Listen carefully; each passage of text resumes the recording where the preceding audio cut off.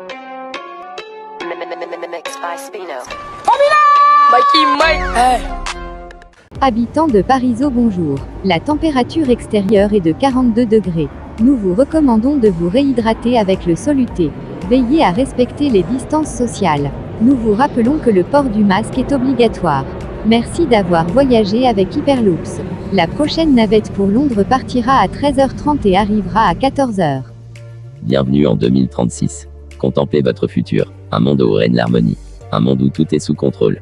Un monde où chacun est à sa place. Mais si ce monde n'était qu'une illusion. En 2033, la France est devenue une cité tentaculaire, régie par un gouvernement totalitaire.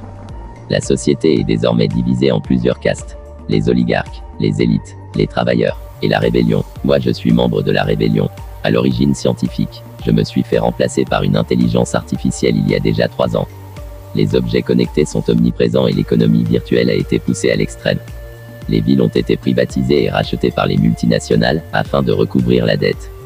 Paris par LVMH, Cannes par la Warner, Le Havre par Amazon, Calais par Huawei. Des personnes comme Elon Musk et Bezos ont aussi acheté des villes européennes. Je pourrais pas tous les citer. Dans ces métropoles privées, les rues sont divisées entre espaces premium et standard. Pour visiter les beaux quartiers, il faut payer. Des péages urbains sont partout. L'ordre est rétabli par les milices des entreprises. Des patrouilles d'humanoïdes privés ont remplacé la police. Les travailleurs vivent dans les quartiers standards, ils ont une puce sous la peau pour se faire identifier, se faire payer et pour se faire soigner, ils doivent se faire vacciner tous les ans. Leur métier consiste à faire tout ce que les robots ne peuvent pas faire, enfin chaque citoyen gagne ou perd des points en fonction de ses actions, jugées bonnes ou mauvaises par les autorités, le crédit social, un exemple. Des points en plus pour un don du sang, du bénévolat, ou dénonciation. Mais des points en moins pour un chien promené sans salaisse ou traverser en dehors des passages piétons ou parler de sujets interdits. Des récompenses sont attribuées aux bons citoyens, sous forme de monnaie virtuelle qui est créditée directement sur leur puce, mais pour les mauvais citoyens, rentrer dans les villes, voyager, prendre les transports en commun et faire les grandes écoles sont interdites. Un crédit de 20 000 est octroyé à chaque nouveau citoyen. Il est interdit de parler de politique, de religion, d'argent et de donner son avis personnel en public. Dans la rébellion, nous sommes environ 30 millions femmes et enfants compris. Nous vivons dans des souterrains et des catacombes. Nous sortons principalement la nuit car la journée les cyborgs comme on les appelle patrouillent. Et si tu es attrapé par une patrouille tu ne reviens plus. Les drones aussi sont dangereux. Ce sont des drones tueurs. Certains points les nanos, eux se confondent avec la nature. Un ami en a chopé un l'autre jour, c'était une mésange charbonnière. Comme il n'y en avait plus en France depuis une dizaine d'années, il était sûr que c'était un nano qui le suivait. Nous nous nourrissons, principalement de légumes que nous faisons pousser dans des serres, qui elle est alimentée en énergie par un système électrique autonome, il fonctionne grâce à nos déchets alimentaires. Pour vivre, certains font du hacking, ça peut s'apparenter au piratage informatique. D'autres font du troc avec la surface. Nous avons notre propre justice, et notre système de gouvernance. Chacun peut être tiré au sort pour faire partie du conseil, il est renouvelé tous les 6 mois, on propose des sujets, ils sont délibérés par l'ensemble de la rébellion sous forme de vote. Ceux qui ont rejoint la rébellion sont pour la plupart des anciens travailleurs comme des professeurs, remplacés par des hologrammes. Des routiers, des chauffeurs de taxi, des conducteurs de bus, de train, des pilotes d'avion, eux c'est l'autonomie des transports qui les ont tués. Des robots ont aussi remplacé les hôtesses de caisse, les barman, les femmes de ménage, les peintres, les maçons.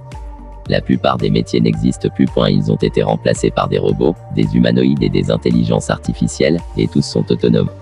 Les élites font partie de la haute bourgeoisie, ils vivent dans les quartiers premium, ils ont le droit de voyager où ils veulent. Ils ne font pas partie du programme de crédit social, car ils sont censés être bien éduqués, et tous ont fait les grandes écoles. Ils n'ont quasiment pas d'interdit, à part la religion. Ils ne vont pas en prison car ils connaissent les juges, les oligarques ils ont des passe-droits et sont au-dessus des lois, c'est eux qui ont le pognon. La plupart sont patrons et gérants de sociétés, d'autres possèdent des humanoïdes et les font travailler. Certains spéculent sur l'argent virtuel, la nourriture. Il y a des avocats, des notaires, des assuranciers, des générales, des juges et quelques politiciens qui eux ont l'obligation de voter. Ils ont accès à la nanorobotique et à la biothérapie pour se soigner. Enfin les oligarques, comment dire eux, ce sont eux qui gouvernent, ils vivent sur des îles artificielles, des méga-yachts, des gratte-ciel et dans des villages privatisés. Le gouvernement, un système complet dit gouvernement assure la vie administrative et sociale des pays. Une intelligence artificielle en quelques mots. Celle-ci est organisée comme une société privée, dans laquelle il est possible d'acheter des parts en bourse et qui a son propre conseil d'administration. Outre un accès aux produits de luxe, les oligarques disposent de valets robotisés, d'humanoïdes, de taxis drones volants et d'une médecine 2.0. Certains possèdent des hologrammes, des clones pour effectuer des conférences. D'autres effectuent du tourisme spatial. Ils se réunissent entre eux dans des assemblées autour d'une intelligence artificielle, qui elle tranche les débats, et impose ses lois dans tous les États.